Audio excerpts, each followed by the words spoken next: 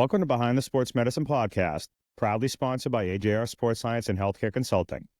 At AJR, we are committed to offering a comprehensive range of exceptional services, including applied sports science analytics, healthcare and sports medicine consulting, and leadership and coaching development. To learn more about AJR, visit their website at ajrsportscience.com. I'm your host, Andrew Rizza, an allied healthcare professional with over 25 years of experience. My career has primarily spanned private physical therapy and public school athletics.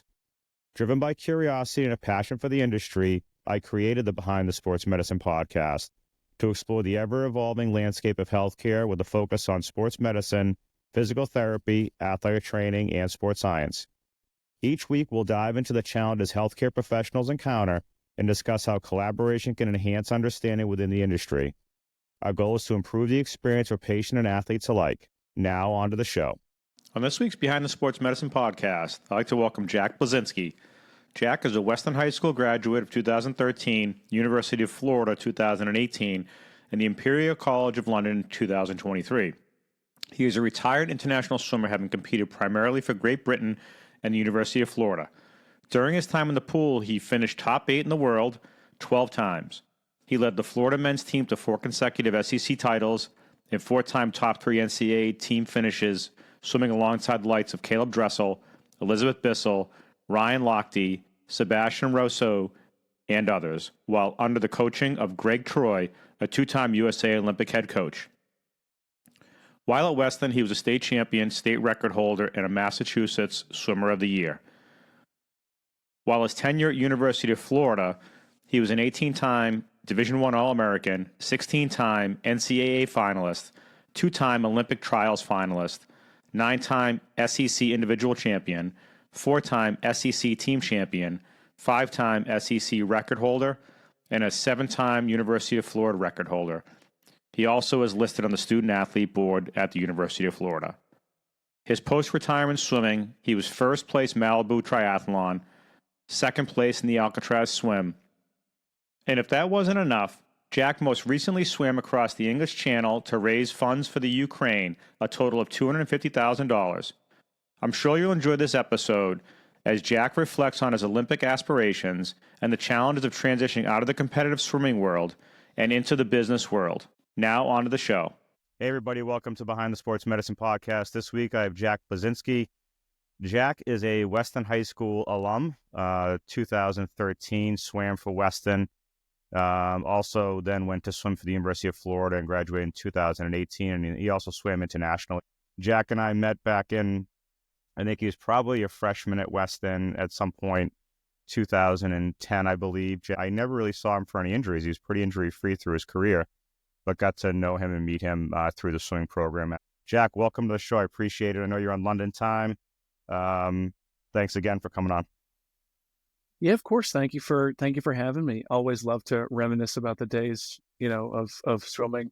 Can you give the listeners a little bit of a, I guess, summary of your experience with your going from Weston, small town swimming program? Probably swam. Did you swim with Gators when you were in? Yeah, I did.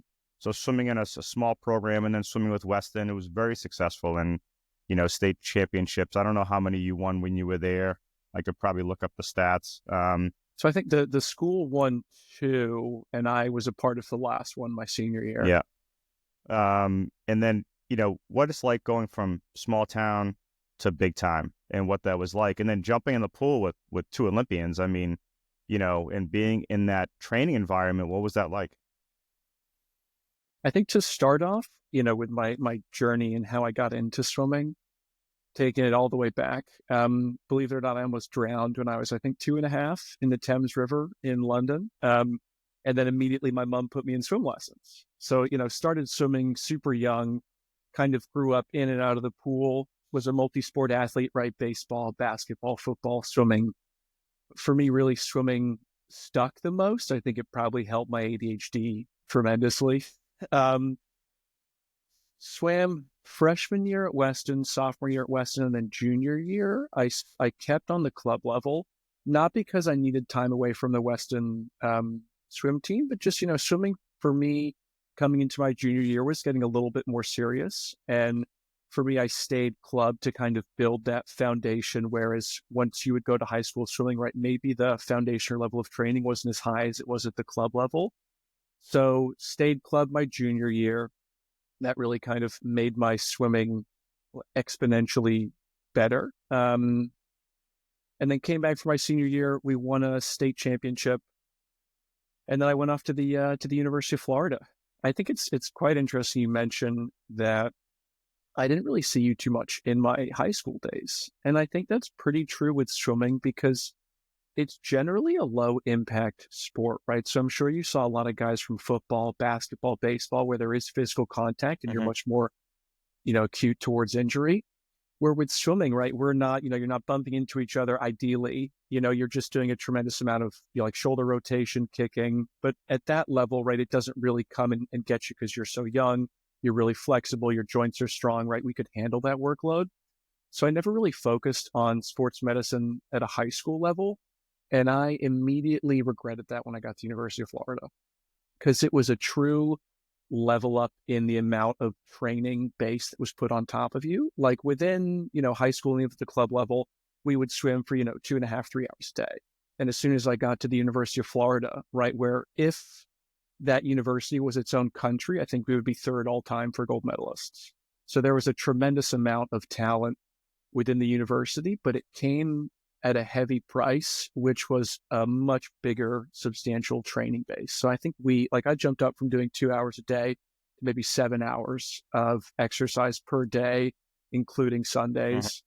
And that was lifting, dry land, boxing, swimming, running, right? Everything under the sun. And it really took a toll on a huge part of my body that, I realized if I had a better foundation of sports medicine in high school when I didn't really think it was necessary, I would have been much more well equipped at the professional level when my body came under a huge amount of stress, right? I had no foundation in stretching or strengthening, my core joints. And then I got slammed at University of Florida.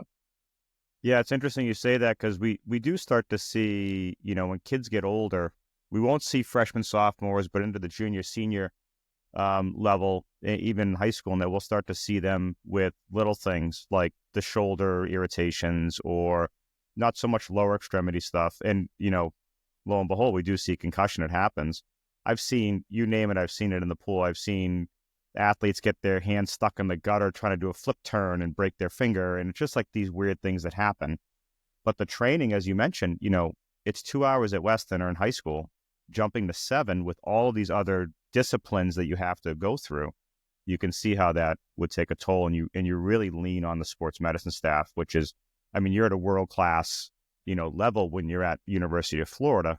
So you have everything available to you. So I wonder, or your coaching staff, I would assume would be, on top of getting you guys the best of care when you need it. So you don't let it kind of linger and not keep you out of the pool. Yep. So we had access to everything, like from dietitians to sports psychologists to kinesiologists to sports medicine to training to everything. But I feel, along with a lot of the other freshmen in my class, that we learned the hard way in terms of we didn't really take advantage of those our first few months on campus, right? Because you're like, oh, I'm busy with classes, I'm meeting all these new friends, there's all these things to do, I'm also training. You don't really take a lot of time to think, oh, I should really focus on my recovery because everything at that point is so go, go, go. You're just trying to handle it all. And then I remember a few months into my first year, maybe it was around, I started in, I don't know, July, and then sometime around December, I completely separated my subscap under my shoulder in the back, the tendons behind there. And it got to the point where I couldn't lift my left arm anywhere close to my head. And I was just thinking oh, I'll push through it. It'll be fine. And then I saw the trainer one day, and I feel like from that point onwards, it changed everything for me from a foundational level where they were just like, hey, listen, if you don't take care of your body is not going to take care of you. You can't layer on this amount of work and expect to have such a high output if you don't focus on recovery, right? Your output doesn't exist. So, I learned that very quickly, that stretching and mobility and strengthening of all your joints is paramount to high performance. But I had to separate my left shoulder to figure that out. And then that was about a 3 to 6 month recovery period Mhm. of like isolation, ice, a whole lot of band workouts, which I still do today to like strengthen and keep my shoulder mobility up because I still feel it occasionally. Yeah, it's interesting. You made an interesting point about, being a freshman and, going in and having a lot of stuff that's going on in your life, right? You're away from home, right? You're at the University of Florida. There's a lot of kids there that you're meeting. I'm sure there's a lot of extracurricular stuff you guys are involved in outside of sports, right? You're trying to kind of find yourself in there, in a big university and working with these high level athletes and trying to also be a high level athlete and maintain that, right? And when you have an injury, the last thing you want to do is go see the athletic trainer or the sports medicine physician and say, "Hey, I got something going on with me," because then your thought in the back of your head is, "I'm going to be out of the pool." But that seeing that person is going to help shape you for the rest of your career, so you stay healthy and they keep you involved. So, um, how much of that relationship with your athletic training staff helped to make you successful throughout your career at the University of Florida and then after in your professional career? Yeah, I would say they were very pivotal in my sports career. And I think I learned it because like your first few months on deck, it's kind of very awe-inspiring because there's all these like world record holders, gold medalists, silver medalists, bronze medalists, like Olympians from their respective country walking around. And right, they're a little bit older than you. They train much better than you do in terms of like quicker, faster, harder. They recover better. And I feel like I can't wait to one day be at that level. But the thing I always noticed was that they showed up to the pool before me and they left after me, but none of those times included swimming, right? So they would show up to the pool sometimes 30 minutes early. They were just stretching on the side of the pool, whether it be with bands or with cables or with the athletic staff or just stretching on their own.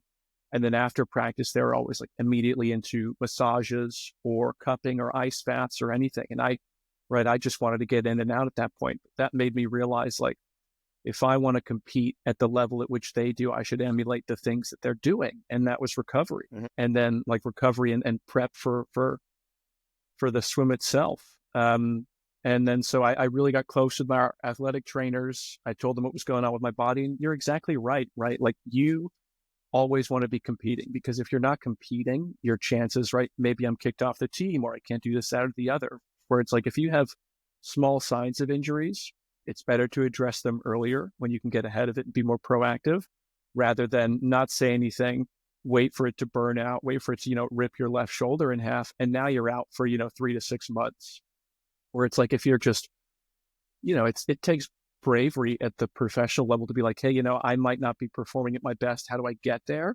You have to take those steps or, right, you will break yourself a lot worse further down the line. But I feel like I've taken a lot of those exercises.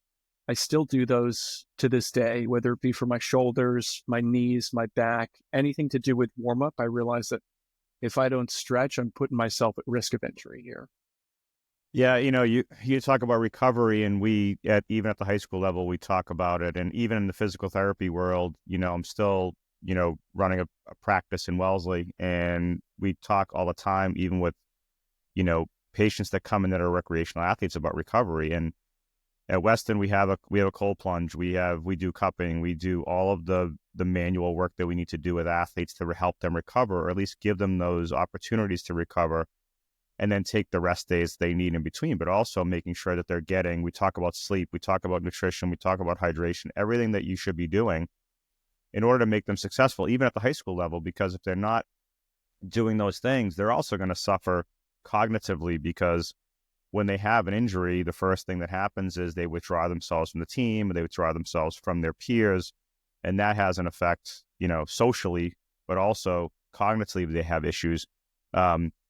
When did you ever have an opportunity where your coach came to you, or did your coach come to you and pull you aside and say, "Hey, listen, like these are the things you need to do to be successful, and this is how I'm going to help you"? Was there ever one of those moments where your coach saw your potential and said, "Hey, Jack, you know what?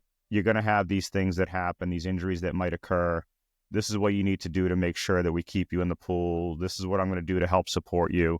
Was there ever those conversations at that level? So there was, and I wouldn't necessarily say from our head coach, but our sprint coach at the time, Steve Youngbluth, who primarily responsible for training Caleb Dressel to the level he is now, right? Which is one of your utmost world record holders. He came in the year after me, and we swam together for about 3.5 years. And Steve really was like in the sprint. I feel like for sprint, you're very focused on how quickly your muscles can react and recover. And Steve was our swim coach, right? So he knew that he was somewhat out of his area of expertise when it came to sports medicine. So he didn't come up to me and say, hey, Jack, you need to do this, that, and the other in order for your body to recover. But he did say, hey, we have a world-class sports medicine staff here. You need to see them before and after practice so that you can reach your nth right potential. So even the coaches, like they do realize how important it is for success in sport to both warm up well and recover well afterwards, especially when you've got access to them. And I think a lot of the time in high school sports, or even at the Division 2 or 3 level, where maybe your team isn't as dense on the sports medicine side, I feel like coaches are starting to take on those roles. Because I do have quite a few peers who swam with me and then left swimming, went on to start their own club teams all around the US. And they're now taking on the role of, getting certified in terms of sports medicine or a dietitian so they can create more holistic athletes. Because it's not just about training in and out of the pool. I'd say that's 60% of it. 40% of it is how you prepare your body physically, mentally, both before and after. Yeah, I think the preparation makes you become that elite athlete, right? If you can prepare the right way, and also on both ends, like you mentioned, before and after practice, that's going to get you to be able to perform above everybody else.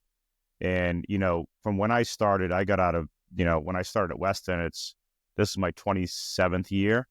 When I first started, athletic training really wasn't something that was a focus at Weston or the sports medicine field, because it was more or less, oh, you went and saw the trainer if you had an injury that you couldn't play again, right? We kind of changed that by providing all of the before and after care, the rehabilitation in-house, the referrals out to physicians. We really built a good program. And the coaches then became more apt to be able to talk to their athletes about, hey, you know what, you need to go in and make sure that everything's okay before and after practice. We take care of those things so we can keep you on the field or keep you part of the team. And they felt that there was that relationship that was built between the athletes, myself, and the coaches, which is important. And it sounds like that's what, we know that happens at the Division 1 level. Like what you said, at the lower levels, it really doesn't happen all the time. So hopefully that is starting to turn, and we're starting to see more of that, because then athletes will stay more involved, be healthier, be more competitive, and have more fun at their level. Yeah, I definitely think it's becoming a more conversation topic, because even if you look at New England and Tom Brady, right, like credited a lot of his mobility to his longevity in the sport with the whole TB12 method stuff for flexibility. And it's like, that really is becoming such a conversation piece for younger athletes, because like very candidly, I remember in high school or even, very early college, when people would see the trainers in practice, it was almost like slight judgment was passed, or you're like, oh, you're getting out of practice early. You're going to go and, hang out in the trainer's office, and, you're not going to be in here working with us and getting better with us. And then as you mature in sport, you realize like, that is just as important as the training. Is if you have to get out of practice and you have to go into rehab, or you need something immediately for your body, right? That's because it's a necessity. It's not like, oh, Jack's getting out of practice. It's like, oh, I could either not have Jack for 15 minutes at the end of practice to work on his shoulder, or I could not have Jack for 6 months because he rips his shoulder in half. Right. So I feel like that conversation is opening up a lot more, where sports medicine is becoming a very serious topic among younger athletes. It's always been serious among elite athletes, but now that the accessibility to it is coming down to the lower levels, it's becoming much more serious for everybody. Yeah, I remember, Foles when he was coaching, and then Val's coached you, and then, Val's retired. When I remember Foles really being one of those ones that like, hey, we need to get something for dry land here and be more specific for the athletes. And even if it's on the pool deck or in your office, how are we going to do that? You mentioned band work. Like, band work is the easiest thing to be able to do, and it'll isolate and provide more endurance and muscle strength without having to lift a weight. And athletes don't realize that. If you go to, I make this example all the time for young athletes. I said, if you go to a Red Sox game and you go out and you get their batting practice and you go out and watch the pitchers warm up, see what they're doing for exercise. And they're doing light band, yellow, red, or green work to try to get their muscles to activate. And I have, plenty of colleagues that work on the professional level at the Red Sox, at the Patriots, at the Bruins, and the Celtics that I know. And they say the same thing. You don't need to do, they have heavy work days, but you don't need to do that stuff to maintain, especially for shoulder work. And that's the point I made to Pete and to Val's, is that we don't need to do heavy shoulder stuff to keep the kids in the pool. You need to do light stuff, get them active, get their shoulders working. You mentioned your subscap tear, light activities to get that to be able to react and to be able to be responsive in the pool. And then, of course, you want to layer on, if you're going to do yoga, if you're going to do running or cardio conditioning outside of the pool, if you're going to get in and do some, maybe, I don't know how much Olympic lifting you do, but if it was, something that you were focusing on, you don't need to do heavy stuff. You can do bar work or do dumbbell work. So I think the importance of that coming from the coaching staff and your sports medicine specialist is actually key to be able to build that successful career. Yep. I think something worth mentioning, something that Val's and the Weston team I felt were very early on and did a fantastic job of, was visualization. Mm-hmm.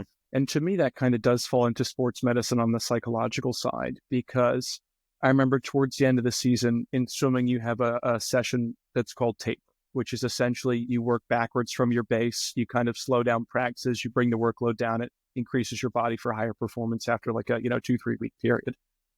And I remember in taper, we would swim a lot less and we would focus on visualization, which Val's would sit us all down on the pool deck and we would play these audios on loop, which was essentially see yourself getting ready for race day, see yourself warming up, see yourself stretching, visualize how your day is going to go. And I feel like mentally that made all of the Weston swimmers extremely strong and able to perform on race day because we had been there already. Like we had seen it in our minds. We understood the pressures we were going to feel, how our bodies were going to feel, what our warm-up routines were going to be. I feel like that really prepared us for high performance. And then we did the same exact thing at Florida, which is at the highest level. You see people visualizing their races their day before, right? If you mentally be in that place before you're there, you will have a much higher chance of success. Yeah, 100%. And I think they always were. It was interesting. They were pretty forward-facing when it came to making sure the athlete was at their best. And it was amazing because a small town like Weston and how successful they've been has to come from the masterminds behind the scenes, where I say the coaching staff, because they knew exactly where to plug and play kids. But also, if somebody wasn't able to race in a race because of injury, they had somebody else that could move into that position. And they just knew that they could actually have that advantage over other teams, which is quite amazing to me. Not being exposed to that and seeing it, firsthand till I got to Weston. What other, you landed at University of Florida. What other schools were kind of in your sights? Where else did you want to potentially go and swim, or was Florida the place? Like you were aiming for Florida, you want to be at Florida, and that's where you end up going. So the other schools I considered were Texas, specifically UT out in Austin, and USC, Southern California. I had swam at both of them before for camps during high school. But for me, the coaching staff at Florida was very like that. The mental approach from Troy was very similar to that I had with my club coach. So that to me was going to be the best transition from a coaching perspective. But it was also a difficult choice because that was by far the heaviest workload school. Like I think it is very well known within the swimming world that I would very confidently say the toughest training regime is the University of Florida, for better or for worse, right? But I knew I was going to, I didn't really know what I was going to be in for until we got there. But for me, Florida was always one of my number one choices. But I went on as a walk-on. Yeah. Right. So I was the best swimmer in Massachusetts by a good bit, but that still wasn't, fast enough for me to get a scholarship to University of Florida.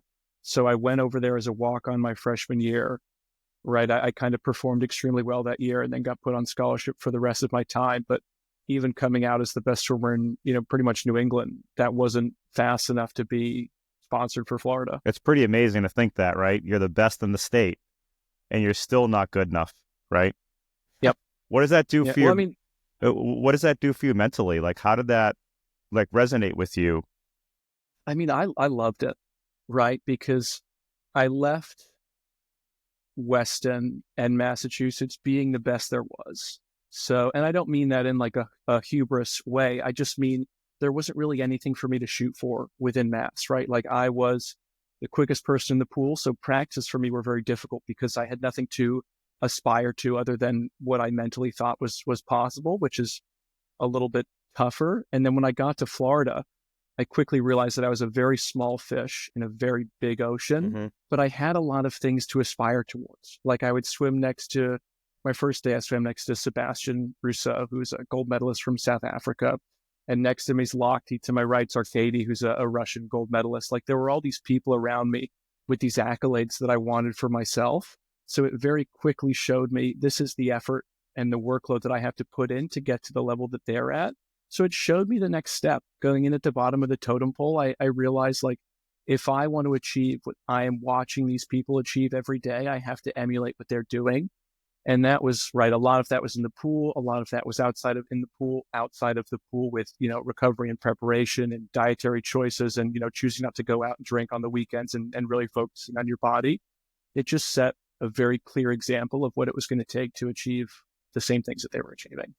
Yeah. So you talk about all of these, high performing elite athletes in the pool with you. Did you have conversations with them, personally on how to get better, or if not, until you got to know them as as peers and as teammates, how did that drive you? Like, what was that driving factor? Did they just keep pushing you and pushing you and pushing you to become better? And is that what set you apart from everybody else? It definitely did. And it wasn't so much conversations. It was more actions because like I wasn't in a confident enough place to go up to them in my first few weeks and be like, hey, how did you get as good as you were? Like there wasn't a cheat sheet on how to do it. It was like very cut and dry. You put in the work and this is the outcome. And if you don't put in the work, you will fall short. So like we had a good group of guys my freshman year. And right, a lot of us really jumped in, took hold of the program and really were like, okay, I'm going to get stuck in. Like I see this door open in front of me. I'm going to really commit myself to it and move forward. We had a lot of guys quit. Like I started with 10 other boys in my freshman class and only 2 of us finished at the end of 4 years. Wow. And it was like 4 quit. 3 of them had medical emergencies and had to stop swimming. 1 transferred. And it was just right. It was, I don't want to say it weeded out the herd because a lot of those people had to stop for reasons that are completely legitimate. But,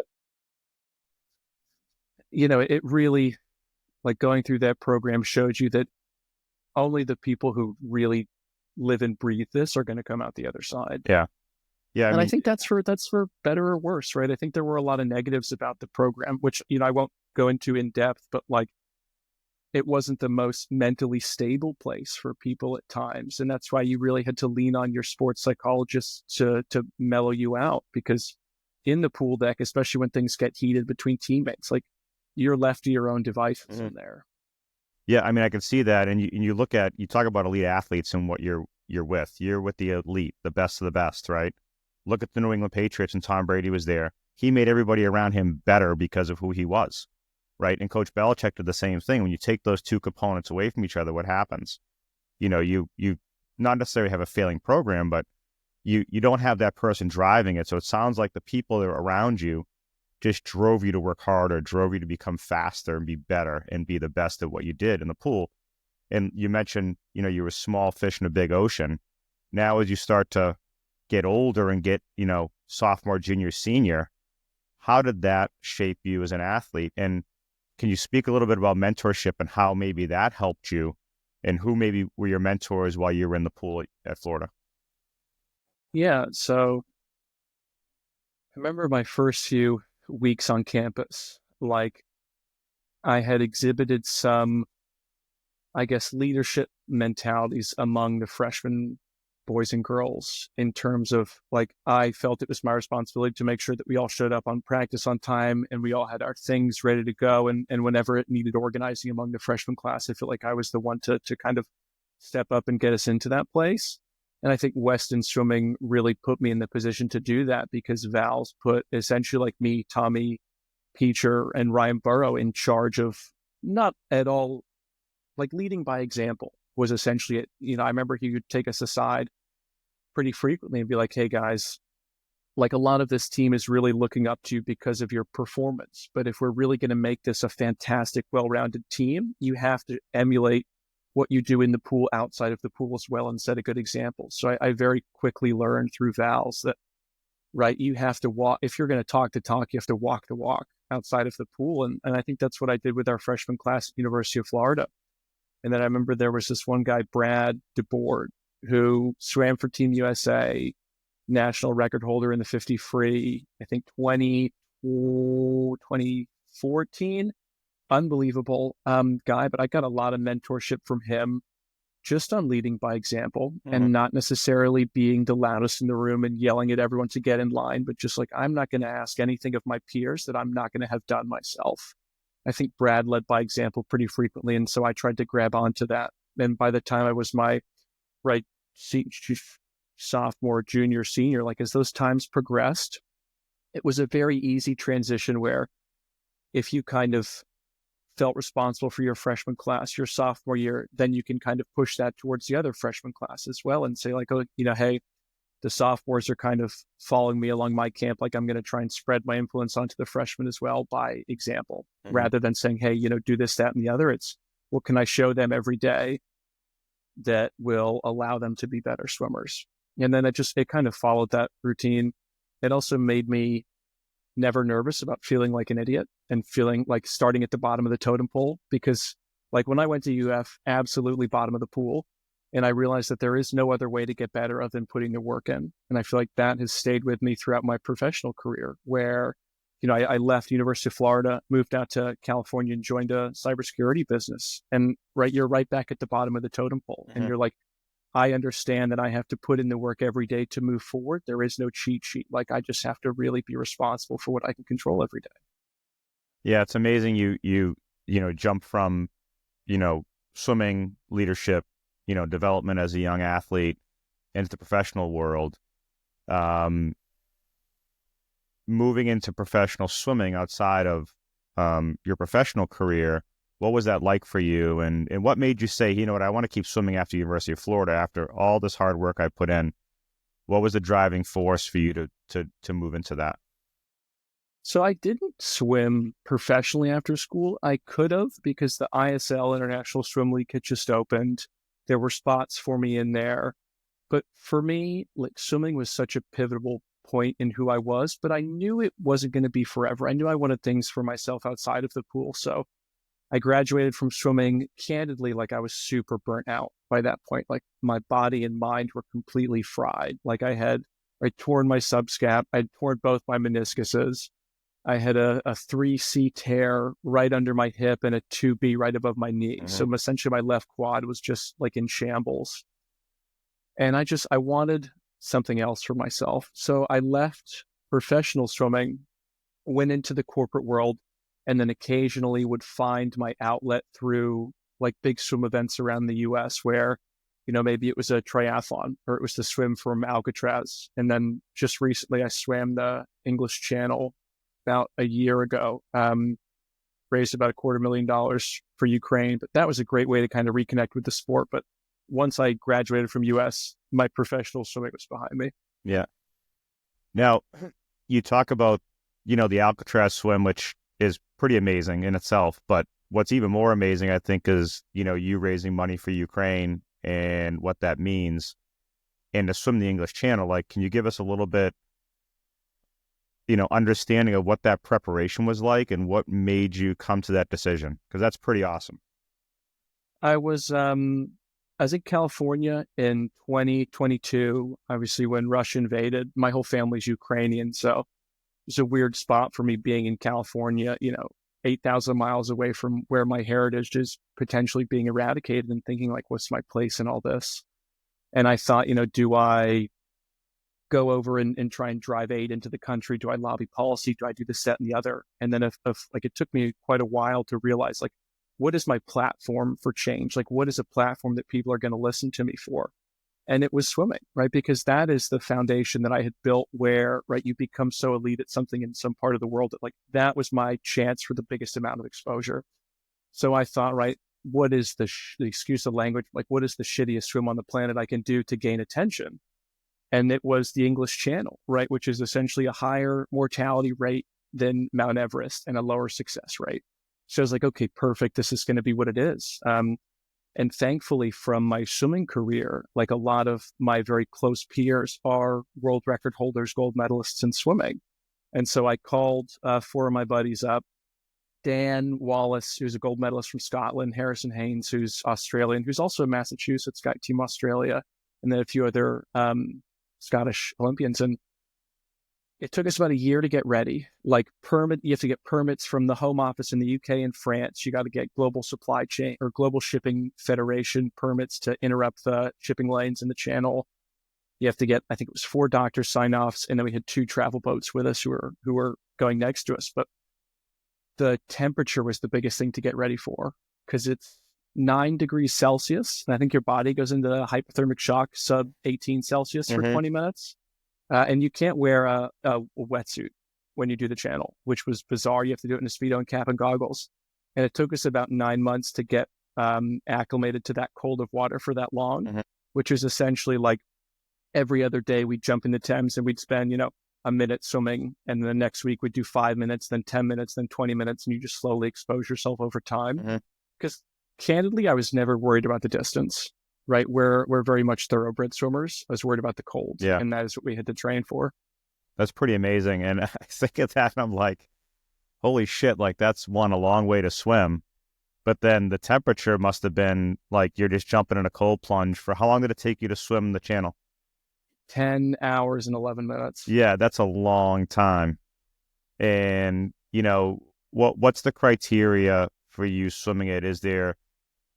Do you have to be in the water the whole time? Like, how does that work? I mean, 10 hours in the water, it's like somebody running an ultra marathon, right? There are 22 hours of running, right? So there was a team of 4. We switched off where you do an hour each, and once you're done with your swim, you can get off and jump in the boat, which is great. But it is, it's an hour at a time in that body of water, which is, shocking to say the least.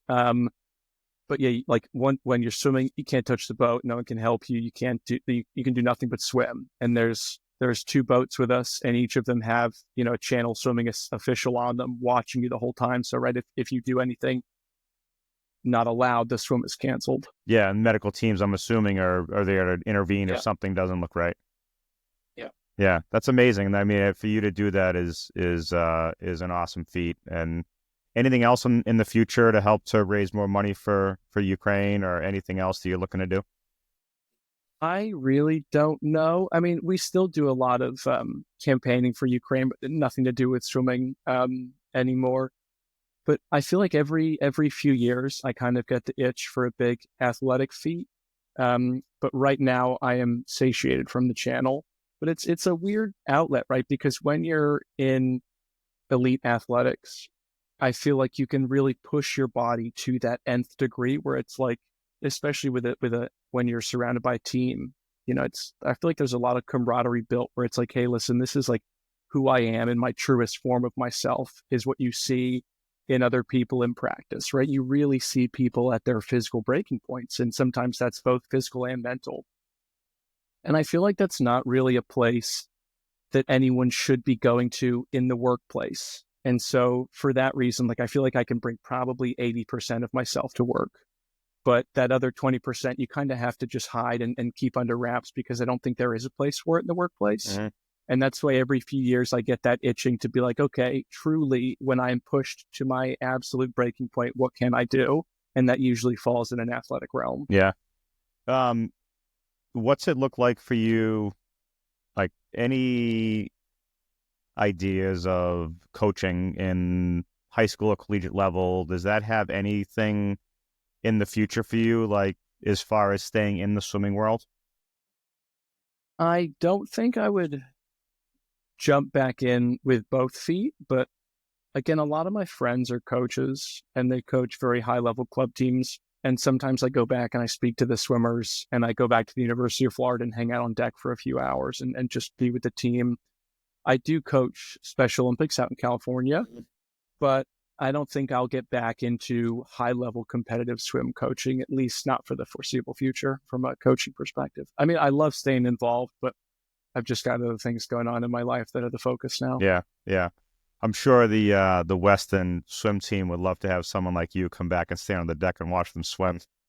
I do pretty frequently, right? Because I realize like how much that team gave to me from both an athletic and like mental maturity standpoint. Like I wouldn't be the person I am today without the coaching staff of Val's and Jim McLaughlin and all those guys. Yeah. Like I just wouldn't be who I am. They were there for very formative points of my year, that when you're in the moment, you're like, oh, these guys are my coaches. They're helping me learn to swim. And then when you reflect on it, 5, 6 years later, it's like, no, they were making me into a better son, partner, husband, student, athlete, like everything within that. It's more encompassing than just swimming. Yeah, and I think your name's still on the board up there. I think that I hope there's so. a few records still up there, which Val's and Honestly, I talk about. I And he's mean, like, I don't know how kids keep breaking the records. He's like, we think they're as fast as they're going to be, and all of a sudden they get faster. He's like, it blows my mind. I think the same. I think the same thing, because I thought I was pretty good when I left Weston, and then I went back to because I try and go back to see the tide like every time I'm back in Weston, and each time I go back, my name, I have a fewer and fewer amount of records, which is obviously tough to see, but you absolutely love to see it, because you're like, it fills you with so much pride that Weston is still producing such a high level of athletes, where it's like, if I swam today, I'd be one of the worst swimmers, where it's like, that is now the caliber that is Weston swimming. Yeah, it seems like the pool keeps getting faster. I don't know what it is about that pool, but it's pretty amazing. And I do attribute it to the coaching staff. I mean, Jim did a great job, and they just won the state championship last winter, because it's been a while since they won. But he had a great team this past year, which is amazing. They just keep producing that caliber athlete. Professionally, a lot of the stuff that you've talked about, or we've talked about in the last 40 minutes or so, do you go back to your, teammates for anything? We talked about mentorship a little bit. We talked about, peer guidance. Do you ever give them a call and be like, hey, listen, I got this problem. Like, how would you take care of this? How would you navigate this? Is there anything that you go back to your swim team, or is it more now professionally with the people that you work with? It's a mix of both, but I would say when it's larger issues, I always go back to the folks that I swam with. And I think it's very simple that the people that were around me in that time of my life where we were really hyper focused on being the absolute best in the world, that takes you to a certain place where it's like, I have swam next to these guys and girls, and they have seen me break. They have seen me succeed. They have seen me at my absolute highest output, where it's like, not many people in your life will see you truly in that place. And it usually comes out in practice. And so I feel like they really know who I am on a very deep psychological level, and me to them, right? I know exactly where their breaking points are and how to push them past them. So when I really have larger issues in my life that aren't, simple day-to-day stuff, I always find myself going back to the people that I swam with and saying like, hey, nobody knows me like you guys do. So, kind of, what do you think about this situation? Yeah. Now, we didn't talk really at all about your Olympic hopes, right? So you went in and, Olympic trials for Great Britain. What were your aspirations, trying to make the Olympic team? Was that something you always wanted to do, or is that something that you all of a sudden said, you know what, I think I can do this given how successful I was at Florida? And how did that look, and how did that continue to, drive you as a swimmer? I think it was something I'd wanted since I was a child, which was, right, compete and win a gold medal for your country of origin, which for me was the UK. And so that was always the end goal. And even when I wasn't that good of a swimmer, for some, I don't know, strange reason, I just always really believed that it would happen for me. Mm-hmm. And I think a lot of that, like, underlying belief really pushed me a lot further in swimming than I ever maybe realistically thought I was going to get. And so I swam trials in 2012 and 2016. 2012, I was pretty young. I was 17. Mm-hmm. So I was just enthralled to be at Olympic trials. I think I made one A final in the 100 back, but I never really thought that was going to be my shot to make the team for London. And then I remember going back for Rio in 2016. And for the UK, they take the top 2 swimmers in every event. And so for me, it was the 100 back and 100 fly. I was going into both those events as the second seed, so seeded to make the team. And day of the 100 back comes around. I swim really good in the morning. I think I'm the top seed or second seed behind this guy, Chris Walker-Hebburn, coming into 2016. Swim the finals and I get third by 0.05 of a second, which is right a tenth of the time it takes you to snap your fingers. Yeah, right. So for me, I mean, this is something I still have to actively work on to this day, is letting that go. Yeah. Because that was my dream for, 23, 24 years, was to make the Olympic team. And then you miss it by such a small margin that really has become such a huge part of who I am, which I work to minimize. But, you don't get those, I'll never get that chance again. Yeah. And, it's a tough place to be. But I do look back on it positively and realize if I had made the team, then my life would have looked completely different than what it does now. And I wouldn't change my life now. So I should be happy about the outcome. And it's just a mental battle to make it right. I'm sure it is. And, the amount of training that goes into that, the lead up to it, right? You look at a lot of these Olympians and athletes that go through it. And if they just miss getting in, or if they're in the Olympics and they just miss medaling, do they come back the next 4 years, right? How's that training look? After that event in your life, did you think, hey, I'm gonna do it again. I'm gonna try it again. I'm gonna try to get there. Was there any time frame that you thought that, or did you stepped away and said, I'm gonna reevaluate this and then we'll make a decision? I took some time off, and not time off to reevaluate if I was still going to swim, because I was a junior in college. I knew I was going to swim my senior year, but I just took a few days away from the pool, because that's right at the end of a season. You're 300 days on, and I was like, okay, I need a little bit of a break. So just hung out with my family for, 10, 15 days, and then kind of got back in the pool and loosened it out. But I think I knew in my heart I wasn't going to go for 2020, because I knew I graduated in 2017, and I knew I wasn't going to keep swimming for 3 years after, because the opportunity cost was just too high. Yeah. Did any of your teammates try to push you?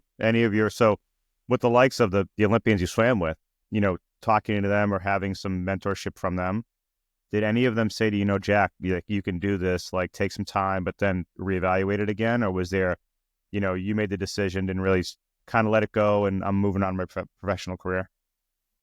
Yeah, so it was a little bit of both, right? Because it's just a very real conversation where it's I remember I had this chat with this guy, Eduardo Salachi Gomez, who's a Spanish record holder, silver medalist in London. And he retired after the peak of his career, right? When he got an Olympic medal, he stepped back, and I just asked him, hey, you achieved so much, but you got the silver. Would you go back for the gold? And he was like, no, honestly, I knew that I put my heart and soul into swimming. That is the outcome. I have to be happy with that, and I have to move on with my life. And I think for me, that was exactly what I felt, is that I realized, I had put in beyond the effort that I thought I was capable of. And for me now, it's kind of time to step away. Yeah, when you talk about elite athletics or elite athletes in general, you look at, anybody that's in the elite realm, right? You look at baseball players, hockey players, football. You think of the Stanley Cup, you come this close to winning the Stanley Cup and you lose it. And if you're towards the end of your career, do you say, you know what, how hard is that going to be for me to make it to get to the Stanley Cup again? Or think about when the Patriots had lost the championship at the last second of a game, and you're Tom Brady, and you're like, do I do this for another 12 months? What is this going to do for me? And I think it's hard to kind of step away from that. I think athletes have different mindsets. It's like being the best of the best in the professional world, but then being the best of the best of the elite athletes. It's like I think more volumes are spoken by you evaluating, stepping back. You know what? I gave it my best. I did what I could do. Now I have other things in my life I have to look forward to and try to pursue. I can do this and become elite doing those things. Yeah. And I think it's It's like a really difficult mental exercise you have to go through. But the thing that I've seen in common with every truly like world-class athlete is that for them, it was never good enough. And that's exactly how I felt when I left swimming. Like I left swimming as, a X amount All-American national record holder, like all of these fantastic accolades that I didn't really think I'd ever achieve. But when I left swimming, I felt like a failure because, right, you miss that next level, which was gold medal. And I remember I called Caleb after 2016 when he had just won 8 gold medals. Right. And then I think crazy. two or three silvers. And I called him after Rio because I kind of could tell that he was not happy. Like because I swam with Caleb for like 3.5 years, was in his wedding, like I'm very close to the guy, but I just gave him a call afterwards and I wanted to check in on him. It was exactly what I expected, which is he left and he was like, I'm really unhappy with my performances. And it's like, could you imagine someone with 8 gold medals reflecting and saying, I'm unhappy with my performance? But you realize that to truly be at that level, you have to demand everything from yourself. And like the common trait I've seen from those elite athletes is that nothing is ever good enough. And it's really hard to transition out of sport into other walks of life and feeling fulfilled about what you had done athletically, because I left and I felt like a failure. And that like it takes a huge mental toll on you, and it takes a while to mature and reflect back and realize like I might not have achieved the next level, but look at all the friendships and the accolades I did manage to build for myself. Well, I have to tell you that the Western community, even myself, don't think that way of you. I mean, what you achieved is amazing. I mean, to see all of those records and, SEC titles that you guys, accomplish as a team is pretty amazing. And to even say that you've, gone to a trial is also amazing. But what speaks more volumes is you doing what you did, for Ukraine, right? That's very successful. And that to me means more than everything else, because you were able to do that with a team. You did that for a reason. There was a specific reason for you to do it, to help, like you said, your origin, your country. So I think that's important. So hats off, man. Thank you. I mean, it was a great way to fall back in love with the sport as well, because, I'd stopped swimming for years, and then this was kind of something, and swimming was always it was individual and selfish because it was always for myself. And, swimming is a team sport, and obviously we did it for the team, but right, no one else can swim for you. You swim for yourself. And I just feel like it was a great way to be like, okay, I could take something that I am a world elite at, which was swimming, and use it for a greater good outside of myself. Yeah, it's amazing stuff. What you've accomplished is pretty amazing. So I don't even know if words can't express, I think, how you achieve those things and how you keep driving yourself every day, which is pretty cool. So, I always try to ask, guests like a fun fact about themselves that maybe people don't really know about the guest, unless they know them personally. So what's something you love to do outside of, the norm, or something fun about you that, kind of defines you as a person? What would that be? Oh my God. I mean, that is a tough question, isn't it? It is. I guess maybe like outside of the pool, I play a lot of instruments, which is kind of a boring fact, but, oh my God, now you're like thinking, who am I? What do I do?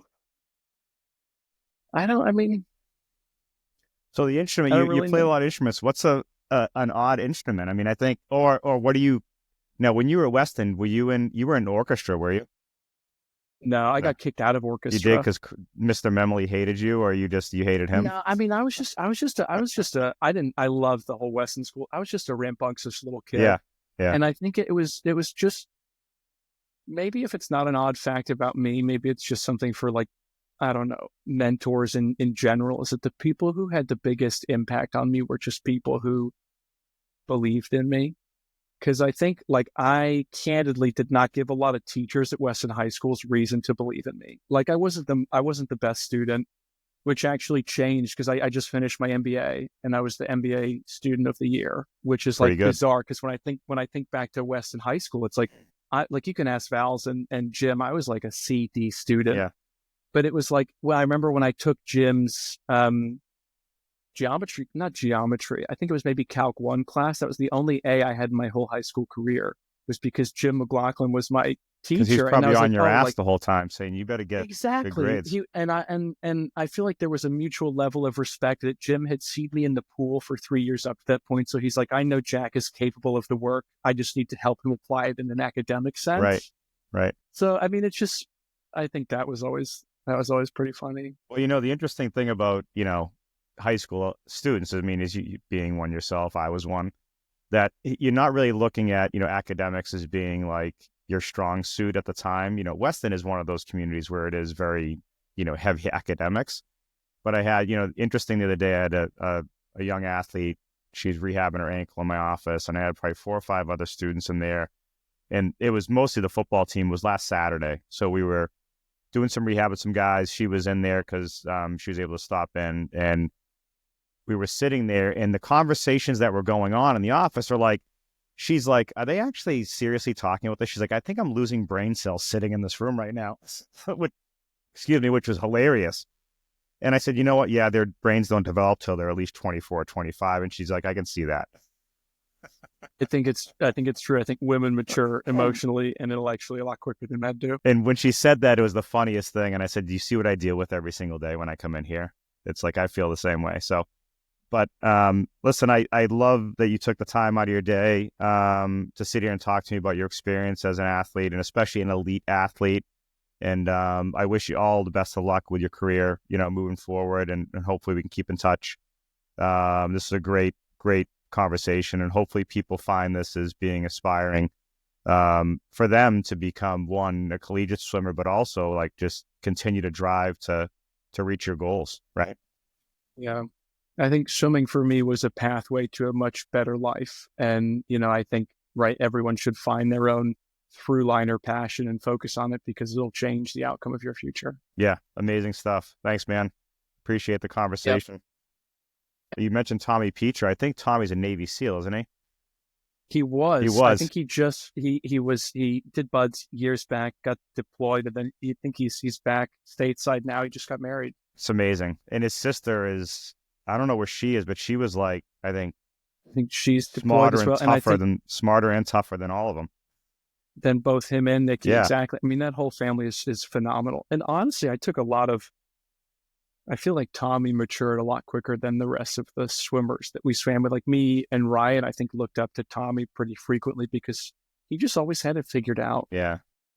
It's pretty amazing that there was a lot of very, very disciplined athletes that came out of your swimming team. I mean, you think about it, it's pretty crazy. And you had to have that. You had to have that discipline to be able to swim. It wasn't like other sports, and that's what No, it was early and it was late and it was everything in between. Yeah. I remember Val's coming and going like, he's like, this is the start of swimming. He's like, it's going to be a long winter, Yeah. You guys always made it happen though. Yeah, there's just there was so much camaraderie in that team where it's like, you do it, I do it. So, let's do it together. Because, man, some of those practices sucked. Like Val's did, he really, I feel like, ramped up the program for me, Tommy, and Ryan. And then everyone else kind of followed suit. Is that, like, man, some of the practices Val's put us through were more difficult than I had at the club level. Yeah, pretty amazing stuff. Well, I wish you luck, man. Thanks again. Yeah. All right. If there's anything else I can do, just let me know, but I'll let you get back here Sunday. All right, man. Listen, enjoy, feel better. I'll talk to you soon. I will. Thank you. All right. Bye. See you. Thank you for tuning in to the Behind the Sports Medicine podcast, proudly sponsored by AJR Sports Science and Healthcare Consulting. At AJR, we're committed to offering a comprehensive range of exceptional services, including applied sports science analytics, healthcare and sports medicine consulting, and leadership and coaching development. To learn more about AJR, visit their website at ajrsportscience.com. This is your host, Andrew Rizza. If you enjoyed today's episode, give us a like, comment, and share it on social media. Access all of our episodes on platforms such as Apple, Spotify, or your preferred podcast app. Stay updated by following us on Instagram at Behind Sports Med Podcast, on X at AJR Sports Sci, or visiting our website at ajrsportscience.podbean.com. Don't forget to subscribe to our YouTube channel at AJR Sports Science for upcoming content. Thank you for tuning in and stay tuned for our next episode.